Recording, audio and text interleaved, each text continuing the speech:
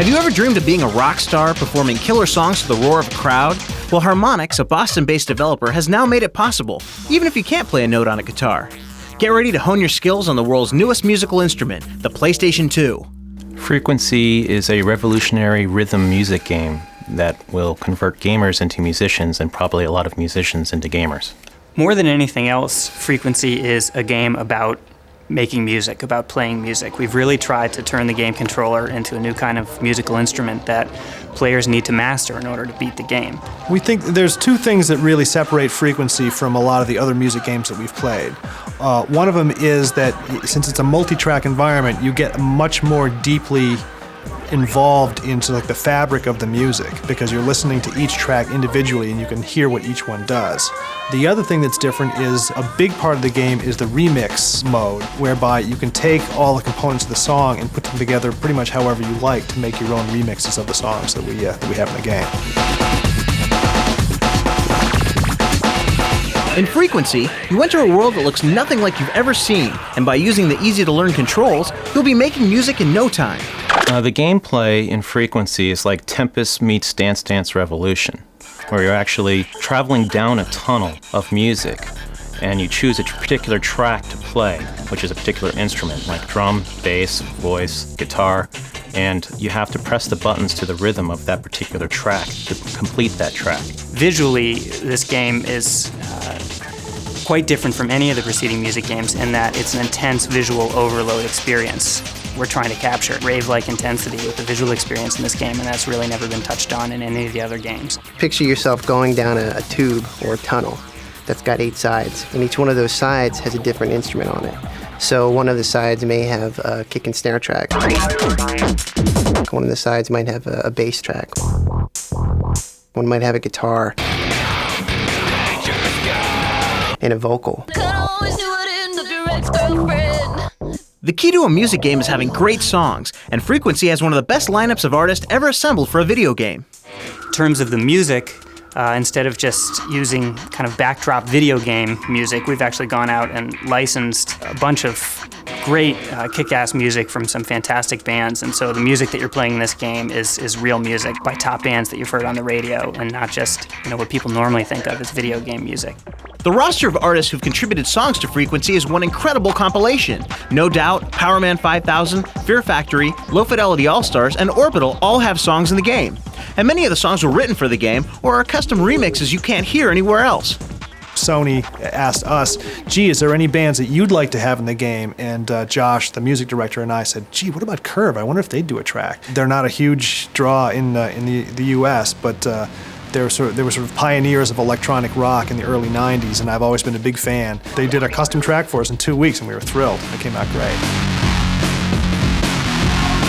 One of the artists who really surprised me was DJ Qbert. I didn't know what to expect from him. The first time the guys came to me about Frequency, I was like, okay, cool, let's do some whatever scratching incorporated in the video games. And as I was playing the game and testing it out, and I was like, whoa, this is really cool. I was pretty addicted at the start. Playing Frequency and scratching is kind of like the same type of energy, sort of, because when I scratch, it's free and you're totally like, having fun. And it's the same thing with video games. You're just releasing your soul through just having fun. It turned out even better than I expected. The Qbert level is out of control. It's probably my favorite track in the game now. But frankly, during the development process, every time we got a new track from one of these artists, there was always excitement through the office because everyone was so psyched to get their hands on a new song. Getting such an amazing group of artists involved in the game was a big challenge for the developers at Harmonix. When we first started calling around to the artists and their management, I mean, their curiosity was definitely piqued, but it wasn't until they actually saw the game that they really started to get excited about it. So killer, dude. One of the biggest hurdles was just actually setting up meetings with these people, just actually getting access to them, because once we did, everybody saw like the potential of it, and if at all possible, they wanted to be a part of it. I first heard about this game, I got an email from Brian at Sony, and he told me that they were working on a music game. He kind of gave me the rundown a little bit. He's all, yeah, you guys could write a song, or we could take a song from your record, and the person playing it can actually remix it. They could almost create their own track out of it, and I thought that was a great idea.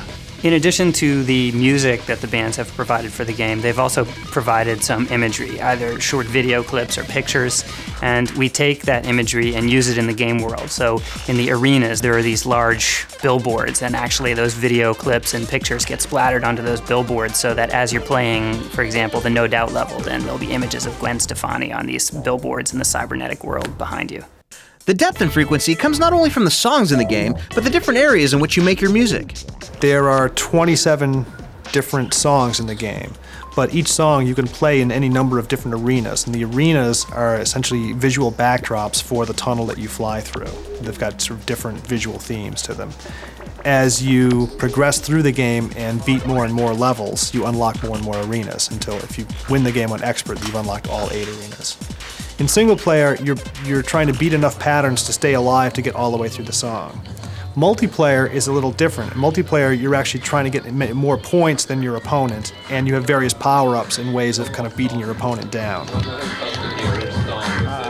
It's kind of similar to a, sort of a kart racing game in that way. There's a lot of flexibility in this game. There's a lot of room to add to what's already there. When you're in single player mode, after you unlock all the song, you actually can also go in and kind of jam along with it. You can just kind of improvise. And there'll be notes, just like a little solo going in over everything. Or there'll be a scratch track where you can go in and scratch over the samples. So you can just kind of add your own beats over on top of it. You can recreate what's done, and then you can kind of add your little signature on top of that. When you go into remix mode, you can basically just start from scratch and do your own version of that song. As they worked on the game, the developers realized that they were making something completely new, turning a video game into a musically creative experience. I think the idea behind Frequency from the developers was to give people who didn't necessarily have the time or the ability or the skills to write or produce music to get the enjoyment of actually creating music. I think it's going to appeal to a lot of different people for that very reason, because everybody loves music. Everybody's cool loves music. One of the things we figured out was there's just millions and millions of kids with really good video game skills for which they get no real credit, but it's a real skill. So the high concept that we came up with was, hey, let's build a game that allows you to express yourself musically with a skill set that you already have, namely playing video games. So what we've really tried to do in this game is present an experience to the user which looks and feels like a video game, and they can use the skills that they already have as video gamers to get inside it and master it. But at its core, it's a game about making music, and they realize once they're into it that what they're really doing is not playing a video game so much as playing music.